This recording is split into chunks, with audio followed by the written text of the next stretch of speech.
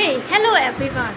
तो मैं अपने बारे में आपको बताना चाहती हूँ कि मेरी जर्नी क्या रही और मैं इस मेडिकल फील्ड लाइन में किस तरीके से ग्रो कर रही हूँ, किस तरीके से चल रही हूँ। So I am a second year dropper and मैंने 2 साल ड्रॉप लिया था। ऑब्वियसली नीट के लिए लिया था, प्रिपेयर किया था। फर्स्ट ईयर मैंने ड्रॉप लिया था जब 12th के साथ मैंने एग्ज़ाम दिया था। Then I scored 358 marks that are quite good, कि आप समझ सकते हो कि 12th के साथ पढ़ा हुआ बच्चा इतना स्कोर कर सकता है। That was my 2024 exam and उसके बाद मैंने 25 के लिए एक ड्रॉप लिया था, जिसमें मैंने घर से ही प्रिपेयर किया था PW का बैच लेके। एंड उसमें जब मैंने पढ़ा तो उस ईयर मेरे जो मार्क्स बने थे 2025 में, that are 465 marks and my rank around 1 lakh के अराउंड थी। एंड आई थिंक कि मुझे उस टाइम पे BMS कॉलेज मिल जाता। मैंने काउंसलिंग भी कराई थी, यूपी आयुष काउंसलिंग कराई थी, बट उसमें मुझे एक अच्छा कॉलेज, अच्छा क्या मुझे कोई कॉलेज वहाँ अलॉट नहीं हुआ। मैंने सोचा था कि मैं नेक्स्ट ड्रॉप नहीं लेना चाहती, बट ऑब्वियसली जब मुझे कोई कॉलेज अलॉट नहीं हुआ, कोई और एग्ज़ाम मैंने नहीं भरा था, तो इसलिए मैंने वहाँ पे ड्रॉप दोबारा से लिया। मैंने दोबारा से ड्रॉप लिया, दोबारा से फिर PW का बैच लिया था, मैंने दोबारा से प्रिपेयर किया था। बट मेरी जो प्रिपरेशन थी वो अक्टूबर के बाद ही शुरू हो पाई थी, क्योंकि उसकी काउंसलिंग बहुत लेट तक चल रही थी और मैंने सोचा था मुझे इस बार ड्रॉप नहीं लेना है, बट ड्रॉप लेना पड़ा। तो मेरी प्रिपरेशन थोड़ी सी लेट हो गई एंड फिर से मैंने PW का बैच ज्वाइन किया और ऑनलाइन पढ़ा। मेरे पास वाली जो लाइब्रेरी थी वहाँ मैं जाया करती थी।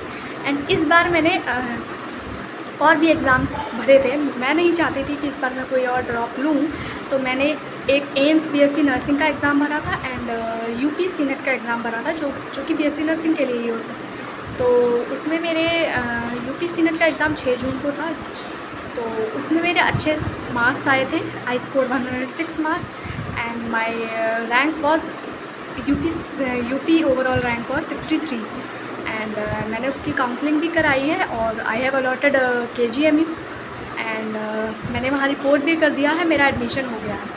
एंड एम्स BSc नर्सिंग में मैंने अपना 1499 रैंक स्कोर किया है। एंड मुझे इतनी उम्मीद नहीं थी कि मेरी इतनी ज़्यादा रैंक आ जाएगी। मैंने ये सोचा था मेरी 300, 400, 500 के बीच में रैंक आएगी, बट जब मैंने रिज़ल्ट देखा तो उसमें मेरी 1499 रैंक है। और ये देख के मुझे थोड़ा सा लगा कि जो मेरा ड्रीम कॉलेज है, जब दैट इज़ एम्स ऋषिकेश, मेरा क्या सभी का ड्रीम कॉलेज वही होता है। मेरा ड्रीम कॉलेज एम्स दिल्ली भी नहीं था, मेरा ड्रीम कॉलेज एम्स ऋषिकेश था। बट फॉर्चुनेटली और अनफॉर्चुनेटली आप कह सकते हैं कि मुझे शायद वो मेरा कॉलेज ना मिले। 100% तो कह नहीं सकते कि बिल्कुल ही नहीं मिलेगा, हाँ चांसेस थोड़े बहुत हो सकते हैं, बट नॉट श्योर कि मिल ही जाएगा।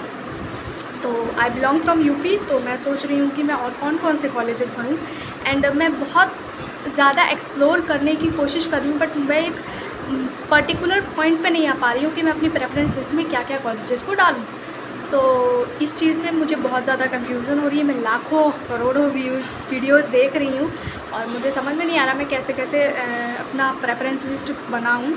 और मेरी इतनी रैंक है एंड इतनी रैंक पे आई नो कि मुझे एक अच्छा इंस्टीट्यूट अलॉट हो जाएगा एम्स, बट मुझे ही समझ में नहीं आ रहा कि मैं कैसा एम्स सिलेक्ट करूं, प्रेफरेंस अपनी कैसे रखूं।